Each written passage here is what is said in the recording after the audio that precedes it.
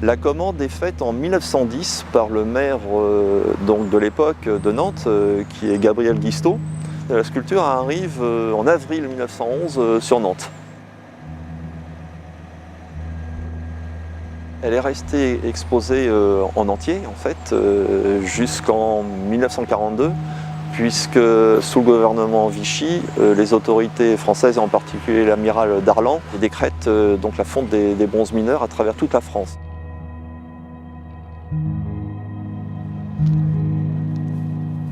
Il y a un inventaire qui est fait des œuvres qui devront être destinées à la fonte. Et par exemple sur le Jardin des Plantes, fin 1941, sur la liste apparaît le buste des Corchards, les mouflons aussi, autre œuvre en bronze qui elle ne sera pas retrouvée. Et puis le groupe de serre.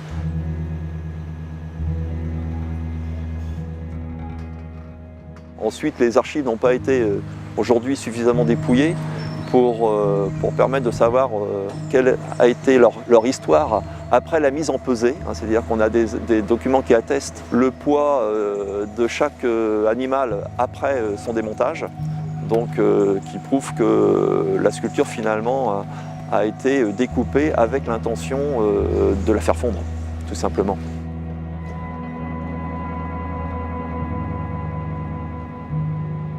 Alors l'opportunité de restaurer le groupe en entier est arrivée à partir du moment où on a pu se rendre compte qu'il existait un autre groupe complet au parc de Sceaux, dont on ne connaissait pas l'existence jusqu'à maintenant. À partir de ce moment-là, on s'est dit que c'était absolument l'occasion de restituer le groupe dans son entier en reprenant contact avec le musée départemental de Sceaux.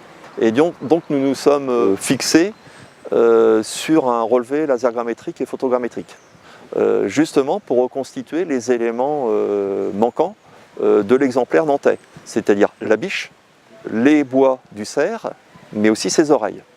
Et tout le travail a été de pouvoir réaliser des modèles numériques qui ont été mis en confrontation entre l'exemplaire complet du parc de Sceaux et l'exemplaire partiel nantais.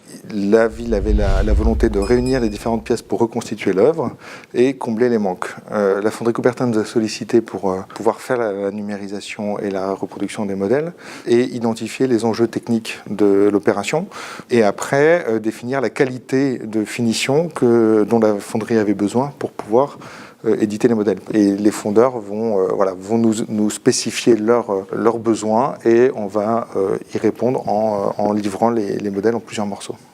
On est passé par la 3 dimensions et par le scan, c'est-à-dire sans contact par rapport au modèle. On aurait pu utiliser le moulage élastomère. Donc le prototypage doit être extrêmement... le scan, le traitement des fichiers, tout ça doit être extrêmement précis et sérieux, de façon à restituer un maximum de détails pour éviter d'avoir justement ce décalage qu'il pourrait y avoir à l'interprétation. Voilà, l'idée c'était de faire des choix qui privilégient l'unité de l'œuvre. Voilà. Je dirais on a respecté l'ancien et on y a accolé du neuf tout en donnant l'impression que c'était pas du neuf. Et puis c'est exposé au public, donc voilà, c'est vraiment un travail de collaboration d'esprit, quoi.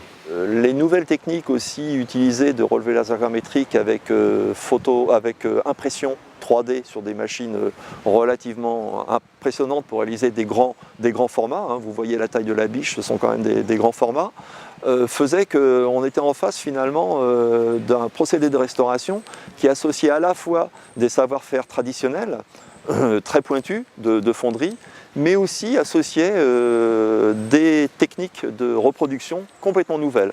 Et c'était l'occasion pour nous de montrer finalement que le travail de restauration n'était pas quelque chose de passéiste, d'arrière-garde, et qu'aujourd'hui il utilisait les nouvelles technologies. Donc étant donné le coût de la restauration, qui est quand même relativement important, 230 000 €, il nous paraissait important de réaliser un travail de médiation auprès du grand public pour expliquer comment s'était déroulée cette restauration dans son entier.